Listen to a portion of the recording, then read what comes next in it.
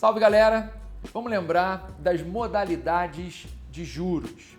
Os juros podem ser compensatórios ou moratórios. Os juros compensatórios são aqueles que visam compensar o tempo em que o credor ficou sem a coisa e, por isso, também são chamados de juros remuneratórios.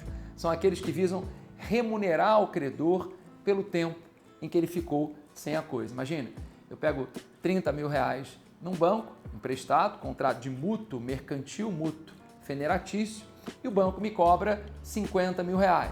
Eu estou devolvendo os 30 mil e mais 20 mil reais a título de juros compensatórios. O importante é você ficar ligado que os juros compensatórios eles integram o valor da obrigação principal. Então a minha dívida nesse mútuo mercantil é de 50 mil reais, por mais que inicialmente o meu empréstimo tenha sido de 30 mil, beleza?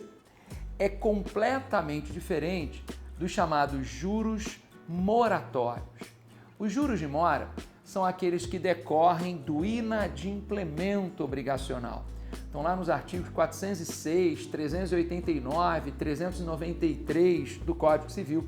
Quando uma pessoa fica inadimplente, automaticamente recai sobre ela os encargos da mora, dentre esses encargos, os nossos juros moratórios. É uma forma de você exigir que o devedor pague. Devedor, não vai pagar não? Estou correndo juros. Vamos lá. Qual a taxa de juros moratórios legais? Vamos lembrar, os juros de mora podem ser legais ou convencionais.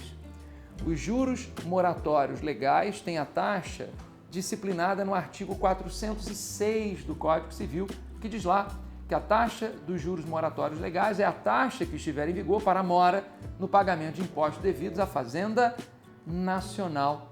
E depois de muita discussão, o STJ já definiu que essa taxa é a taxa Selic. Tem um RESP interessante aqui para vocês, o RESP 1.795.982, que vai construir a ideia de que a taxa é a taxa Selic, o nosso sistema especial de liquidação e custódia.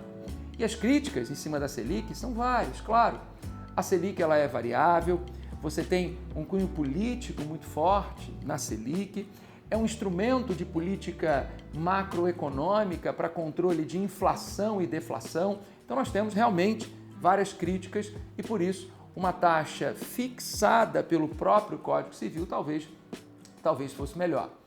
No que diz respeito, por exemplo, aos juros moratórios convencionais, o STJ permite, ou melhor, o STJ diz, inclusive, entendimento sumulado, súmula 382 do STJ, súmula 379 do STJ, de que não se considera abusivo juros moratórios cobrados no importe de 1% ao mês, o famoso 1% ao mês. Então, juros moratórios podem ser convencionados em até 12% ao ano, 1% ao mês, mas quando não são convencionados, a taxa legal é a taxa Selic. Agora, o mais importante não é o limite ou a taxa dos juros de mora, mas sim o limite do que diz respeito aos juros compensatórios. Os juros compensatórios, eles integram o valor da obrigação principal, como a gente já conversou, mas qual é o limite? Até quanto as partes podem convencionar juros compensatórios?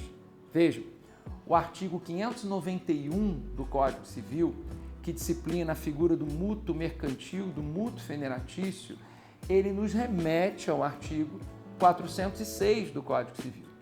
Os juros compensatórios, eles estão no 591 do mútuo mercantil e ele diz: o limite dos juros compensatórios é o da taxa que estiver em vigor para a mora no pagamento de impostos devidos à Fazenda Nacional, ou seja, a taxa do 406.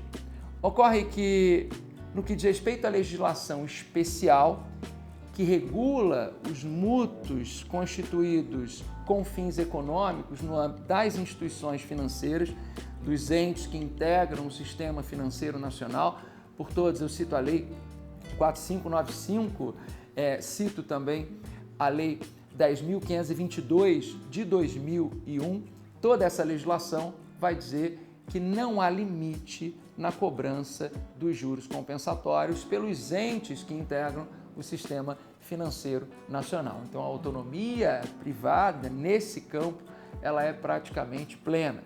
Temos algumas decisões do STJ que tentam restringir essa autonomia, mas na perspectiva do direito do consumidor, dizendo, principalmente nas decisões de relatoria da ministra Nancy Andrighi, dizendo, olha, não há limite na cobrança dos juros compensatórios por esses entes, mas todos os juros devem estar especificados no contrato de mútuo cerebrado. Ok? Beleza?